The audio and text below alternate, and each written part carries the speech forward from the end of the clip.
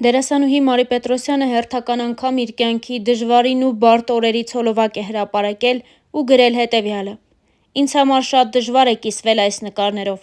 բայց նրանք, ովքեր անցնում են բռնության միջով ու դեռ փորձում են ապրել, երբեք առիթ չեն տալիս որևէ մեկին դատելու իմ հագու կապը կամ իմ կյանքը։ Երեկ ծեծված էր, այսօր արդեն պարում է։ Բռնությունն ունի այս տեսքը, ապրելու ցանկությունն ունի այս տեսքը, և Աստծուն հավատալը նույնպես։ Հավատացեք, մի կոտրվեք և երբեք մի դատեք այն մարդուն, որի ճանապարհը դուք չգիտեք», սոցիալական հարթակներում գրել էր Մարին։ Ամուսնալուծության և նախկին ամուսնու կողմից բռնության ենթարկվելուց հետո դերասանուհի Մարի Պետրոսյանը հյուրընկալվել է Ասեկո-Սեեմի «Բացարձակ արժեք» հաղորդաշարին։ Զրույցի ընթացքում դերասանուհին պատմել է անասելի ցավի և տևական ժամանակ բռնության զոհ լինելու մասին։ Star News-ը հետևել է զրույցին։ Մարին նշեց հետևյալը. «Մեկ տարի և ավել մենք դատական պրոցեսի մեջ ենք։ Նույն ընթացքում նա ինձ համոզեց, որ ամեն բան այլ կլինի։ Ես վախենում էի և նաև ուզում էի փրկել ընտանիքս։ Հետ գնացի, սակայն բռնությունը կրկնվեց։ Ես կտրուկ որոշեցի վերջ տալ այդ ամենին։ Հարցն արդեն իմ լինել-չլինելու մասին էր։ Մի օր նա զանգահարեց ինձ, ցանկանում էր տեսնել որդիներին։ Եկավ ու տարավ։ Այդ օրվանից 20 օր ես երեխաներիս չեմ տեսել։ Դա ամենադաժան բանն էր, որ կարող էր պատահել ինձ հետ։ Հետո միայն ոստիկանների հետ ես կարողացա գնալ ու վերցնել տղաներիս, և հիմա նա կալանավորված է»։ Հաղորդավարուհին դիտարկեց նաև այն, որ Մարիի նախկին ամուսինը պաշտոնյայի որդի է, սակայն դա խոչընդոտ չի հանդիսացել այն բանին, որ գործը ընթացք ստանա։ Իսկ մեզ մնում է հավելել, որ Ազիզյանները սիթքոմից հայտնի Մարին, նույն ինքը Մարի Պետրոսյանը, որի հերոսուհին աչքի էր ընկնում թրենդամոլությամբ ու բրենդների հանդեպ թուլությամբ, իրականում բացարձակ չի հետևում թրենդներին, կարևորելով անհատական ոճի ձևավորումն ու հարմարավետությունը։ Դերասանուհին դեռ տարիներ առաջ, երբ առաջնեկը 1 տարեկան էր, մասնակցել է հարցազրույցի ու անկեղծ պատասխանել լրագրողների հարցերին, բացահայտել իր թուլությունները, ֆոբիաներն ու, ինչ խոսք, այն ամենն, ինչ նա սիրում է։ Թե ինչպես է օրը սկսում, Մարին պատասխանել է. «Երեխայից լացի ձայնով։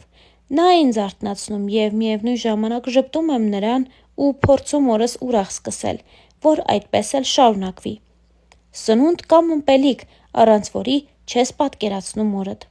Շոկոլադ և ջուր։ Առանց դրանց չեմ կարող օրս լիարժեք անցկացնել», նշել էր դերասանուհին։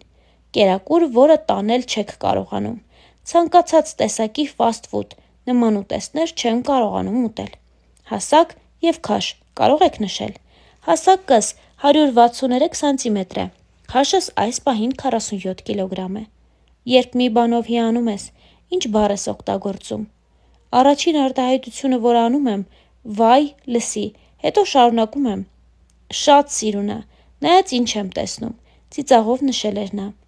Երբ բարկանում ես, որ բառն ես ամենից հաճախ օգտագործում։ Չեմ ասի այն բառը, որն օգտագործում եմ ամենաբարկացած ժամանակ, բայց հաճախ օգտագործում եմ ապուշ կամ նմանատիպ մի բառ։ Ինչպես ես փաղաքշաբար դիմում տղայիդ։ Իրականում շատ մեղմ չեմ արտահայտվում, ավելի շատ ներս եմ գցում զգացմունքներս։ Տղայիս դիմում եմ բալես կամ մոնթես։ Իսկ ինչ ֆոբիաներ ունես։ Ունեմ կլաուստրաֆոբիա։ Շատ եմ վախենում փակ տարածքներից, ինձ թվում է շնչահեղձ կլինեմ։ Նաև սարսափում եմ թիթեռներից։ Թրենդներից որը տանել չես կարողանում։ Ճիշտն ասած, թրենդամոլ չեմ, ու ավելին, այնինչ թրենդի մեջ է, ինչը բոլորը համատարած կիրառում են, երբ աչք է ծակում, արդեն չեմ սիրում դա։ Ես ավելի հասարակ բաներ եմ սիրում, բայց ամենից շատ տանել չեմ կարողանում վարդագույն բմբուլներով ու նմանատիպ միտումներով հագուստ։ Որպես մայրիկ, ուժեղ ու թույլ կողմերը ձեր կնշեք։ Ես ինձ ուժեղ մայրիկ եմ համարում ու կարծում եմ, մայրիկները առհասարակ ուժեղ մարդիկ են։ Երեխայիս համար իմ ուժերը միշտ տեղում են լինում։ Միայն մեկ թույլ կողմ ունեմ, երբ քունս տանում է, չեմ կարողանում դիմանալ», ծիծաղով նշել էր Մարին։ Ֆիլմ, որը միշտ կարող ես դիտել։ Այս հարցին դերասանուհին հետևյալ կերպ էր պատասխանել. «Լեոնարդո Դիկապրիոյի մասնակցությամբ բոլոր ֆիլմերը կարող եմ անդադար նայել։ Միայն իր մասնակցության ֆիլմերն եմ այդպես հետաքրքրությամբ մեկ անգամից ավել դիտում, որ տարիքի հետ են կապված հուշերիդ մեծ մասը։ Ցանկացած տարիքի հետ կապված էլ ունեմ հուշեր, բայց ամենից լավ հիշում եմ 18-ից սկսած բոլոր հիշարժան իրողությունները։ Օր, որը կցանկանայիր ջնջել կյանքիցդ։ Իհարկե տխուր օրեր շատ են եղել, բայց չկա նման մի օր, որը կցանկանայի ջնջել իմ կյանքից։ Առաջին անգամ երբ ես սիրահարվել։ Շատ փոքր տարիքում, երբ նոր էի դպրոց հաճախում։ Եղել է անկեղծ մանկական սիրահարվածություն, բայց իրական սերն ապրել եմ 20 տարեկանում։ Գույն, որը լավագույն բնորոշումն է քեզ։ Սպիտակն եմ ամենից շատ սիրում ու կարծում եմ, հենց դա է իմ գույնը։ Սիրում եմ դրա պարզությունը և մաքրությունը։ Վերջին անգամ երբ ես ձեռագիր նամակ գրել և ում։ Չեմ գրել ձեռագիր նամակ։ Միգուցե անհավատալի է, բայց չեմ գրել։ Վերջին անգամ ում վրա ես բարկացել և ինչու։ Իմ ամենացավոտ թեման է։ Բարկացել եմ տղայիս, Մոնթեի վրա, որովհետև շատ չարաճճի երեխա է։ Տան պարագաներն է կոտրում, երբեմն իրեն է վնասում։ Իհարկե երեխա է, չի հասկանում, բայց եթե մեղմ լինեմ, այդպես էլ կշարունակի։ Դրա համար երբեմն թեթև բարկանում եմ։ Վերջին անգամ երբ ես ուրախությունից արտասվել և ինչ առիթով։ Հետաքրքիր է, բայց տխուր պահերին այդքան չեմ արտասվում, որքան ուրախալի պահերին։ Մի քանի ամիս առաջ, երբ քրոջս առաջնեկը ծնվեց, երջանկությունից մի քանի օր արտասվում էի։ Դա է վերջերս պատահած ամենահիշարժան ու հուզական պահը ինձ համար։ Ահա այսպիսին էր լրագրողի մյուս հարցը։ Ամենազավեշտալի բամբասանքը, որը երբևէ քո մասին լսել ես։ Բամբասանքը միշտ բացասական երանգի է լինում, բայց այս մեկը նույնիսկ ծիծաղելի էր ինձ համար։ Լսել եմ, որ ոմանք ասում էին, թե ես անչափահաս եմ, բայց բալիկ եմ ունեցել։ Ինձ համար շատ զարմանալի էր, քանի որ չեմ կարծում տարիքիցս այդքան փոքր եմ երևում։ Բացի այդ, ինչ կարիք կա առանց ճշմարտությունն իմանալու նման բաներ ասել։ Ամենաչսիրածդ հարցը, որ տալիս են։ Անձնականիս հետ կապված ցանկացած հարց չեմ սիրում, բայց ամենից շատ չեմ սիրում, երբ հարցնում են, ինչ կա չկա,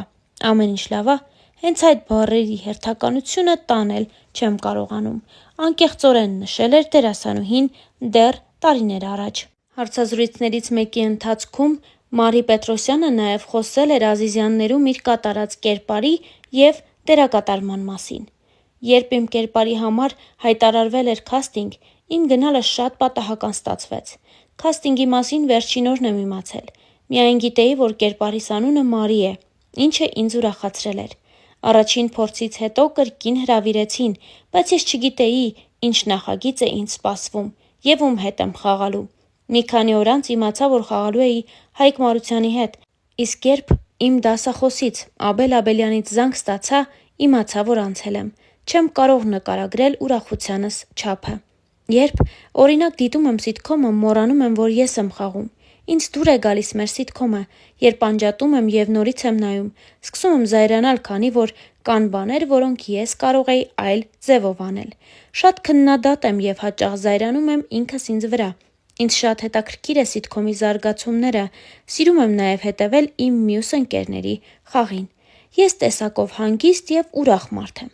Սիրում եմ մենակ մնալ կամ ընկերներիս հետ ժամանակ անցկացնել։ Ասեմ, որ նաև փոփոխական եմ։ Ի դեպ, արդեն հոգնել եմ ինձանից, թե որքան փոփոխական կարող եմ լինել։